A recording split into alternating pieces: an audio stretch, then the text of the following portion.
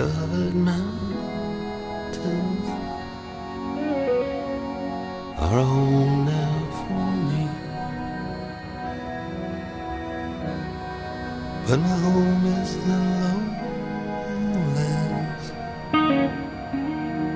and always will be. Someday you'll return to your valleys and your farms, and you'll no longer burn to be brothers in arms.